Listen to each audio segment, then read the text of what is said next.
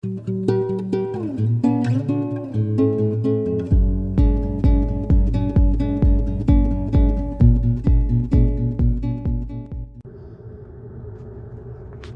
want to do a quick tool review really. Probably one of the best things I've ever bought for the van. I use this all the time. It's really handy for changing toilet siphons. It's just a water syringe, so you can put that in the cistern and obviously pull the handle and it sucks the water. So really handy bit of kit. So I've had that years. I think it was less than £10 on Amazon.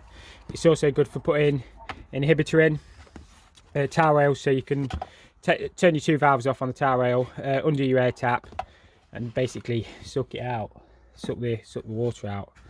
So yeah, really good handy bit of kit if you're an apprentice.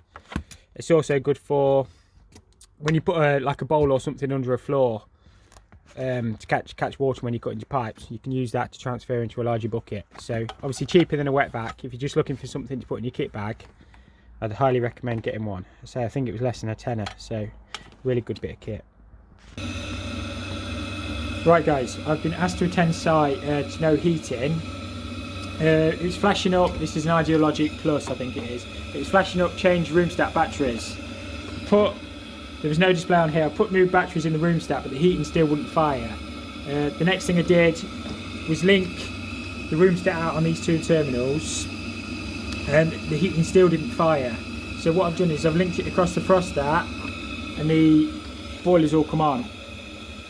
So they've had another plumber out. He reckoned it was a diverter valve. I've just got my probes checking to make sure the diverter valve's not passing on the heating or the hot water. The diverter valve seems fine. So I think it was fitted in late 2017, this boiler, so it's not particularly old. But I think it's one of the relays on the board gone. If it's firing through the frost thermostat, but it's not firing on the room thermostat terminals when that's linked across, it can only be something inside the boiler. So what I'll probably do, the house has been sold actually, so I'll have a word with the customer, see if they want to get Ideal out to it. If not, I will do my safety checks on the boiler, and I might connect the room stat in on the frostat terminals, see if that works. I'll speak to Ideal anyway, and we'll see where we can go. But it's definitely not the divert valve passing. As I say, we've got probes set up. We've ran the hot water tap. The hot water was fine. We've got plenty of hot water, and it wasn't passing. It wasn't passing through the flow, but we weren't getting any heating until we put the link onto the thermostat. So, in my opinion, it's probably there's something wrong on the circuit board telling the boiler not to fire. Just to definitely confirm there is something wrong with the board, I've connected the room stat in on the frostat terminals, and the room stat's all working now. So you can turn it up and down. Let me just put this lid back down. So at the minute we've got heating coming on, it's at 66 degrees if the camera will focus. We can turn this down on the room stat, and it should go off, he says. Yeah, so turn the room stat down, the boiler goes off. Turn the room thermostat back up, and that should come back on. It'll take a few seconds, but what I'll do is I'll contact Ideal, see what they say, but it's definitely something wrong inside the circuit board. It's probably one of the relays. It's obviously working through the frostat relay at the minute rather than the room stat one. So as I say, I'll speak to the customer, see what they want to do, because the house is actually sold, and obviously they'll probably want it fixing, but at least they've got some heating now. We'll probably just leave I'll speak to Ideal first. We'll probably leave it back how it was and see if Ideal can come out and repair it. If not, we'll get a new board for it. So guys, we're just doing a boiler swap today. We're just draining down. The water looks pretty clean. They've only just had it power flushed. It's an old Baxi Solo 3. I'll show you inside. I've got Harry with me again.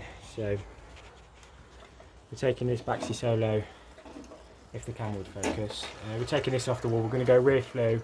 We're going to run 1.5 inch condense through the wall, and there's a back inlet gully around this side, just on the other side of the boiler. So we'll probably lag the pipe as well, but we're going to run it 1.5 inches into that gully. So as I said, we're coming rear flue. We're going to try and reuse the old hole. So yeah, it should be a nice easy day really.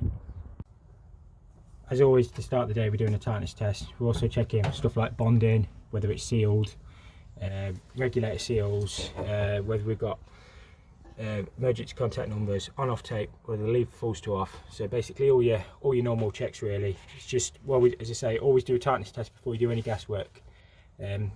Either way, you've got to fix it, but at least you know if it's something you've done or if it was a pre-existing fault.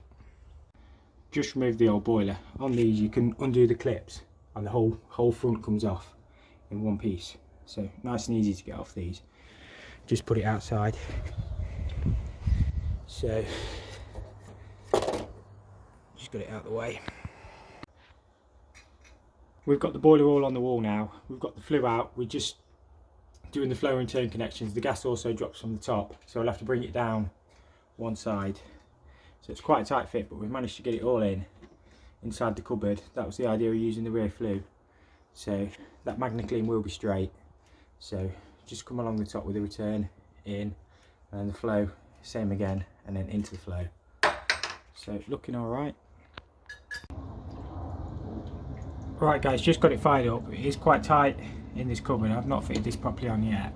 I've just had to trim the front edge of the worktop, but managed to get it all in nice and neat up there anyway. So just fired it up. I'm gonna put the MagnaCleanse, the system flush unit on, if that plane would be quiet, and make sure the system is nice and clean so we can inhibit it and put some chemicals in, and then it's just a case of filling out the paperwork and hopefully leave the customer with a nice warm home. So this one's gone all right. I'm going to put a new program on as well, so I've got that to do, but yeah, just wanted to make sure it was all working.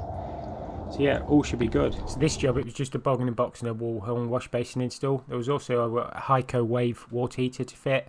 It was just a schoolroom at the back of a church, so they use it for like cubs and beavers and stuff like that.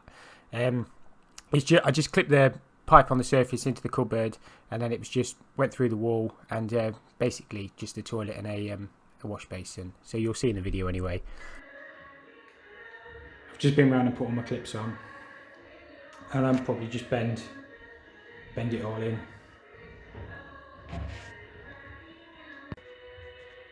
What I'll do is put a stop tap where it comes into this room, and then we'll have a drain off, and it just runs round. And I say all we're feeding is one bog in a box, and then one basin with it's got a little hand wash water heater thing above it, but I'll show you on the other side in a minute. So all we need is a cold fill and a cold feed. So nice and easy. Right, so we're now in this little cupboard here. We've got a soil pipe there. We'll have to chop this up a bit because the Durgo, I'll have to sort that bit out. It's a bit too far in the wall really, but the toilet goes here somewhere. Basin on this wall, that's the basin. And then, as I said, we've got a water heater to go above. So what I'll do is get the basin mounted, and work out where the toilet's going, and get that all set up. I'm going to set my basin at 840, that's the edge of it.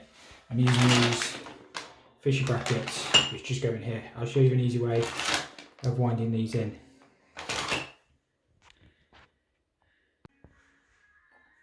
Right, the quickest way of getting these in is put your drill on speed 1 and just wind them in with your drill. It literally, well, I just need to tighten the chuck up, but it literally goes straight in. It's hard to do one-handed, but that's how I always do mine. And then you know you're going to get a good fixing then. Right, we've got these wound in. These are really good fixings on these, so shouldn't have any problems. Then we just need to put these bits on to hold the basin on. But yeah, they're not going anywhere. Right, the basin's all mounted now, nice and solid. I can't do too much more because it's just starting to pull the wall in, but the basin's solid anyway. It's because it's dot and dab. You sometimes get that if they don't put much stick behind the board, but it should be fine. It's nice and solid.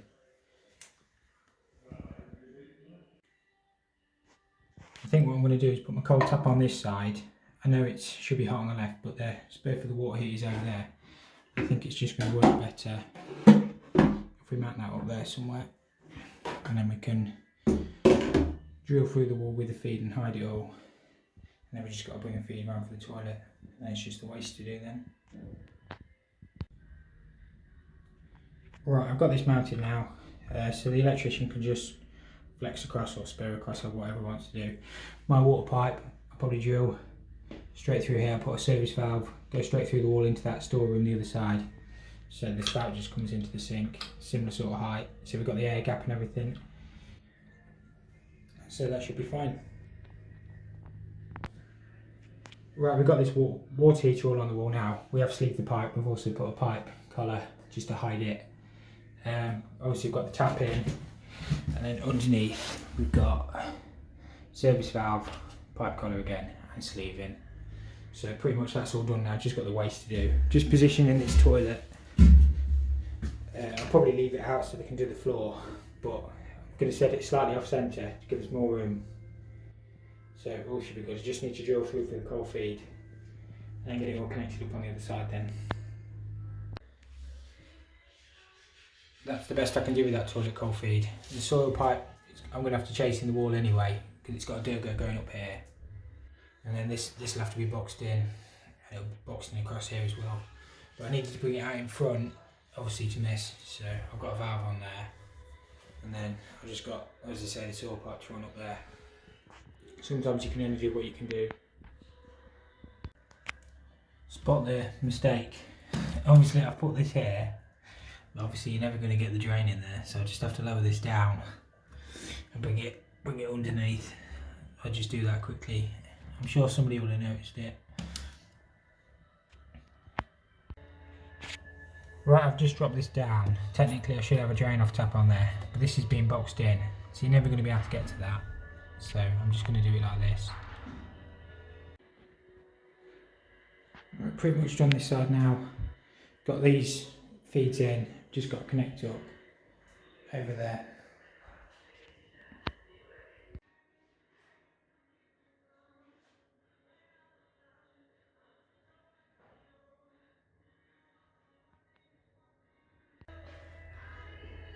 Right, we just put a lever valve on here. We can get the water turned back on now. So I've put a drain off tap down here. But what I'll probably leave is a temporary supply off because the lads need to fill the buckets up.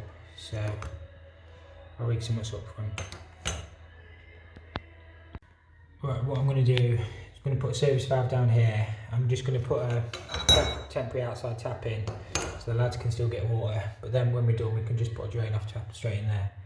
So we've got a drain off tap at the low point. All the coals are done. So just need to finish off now.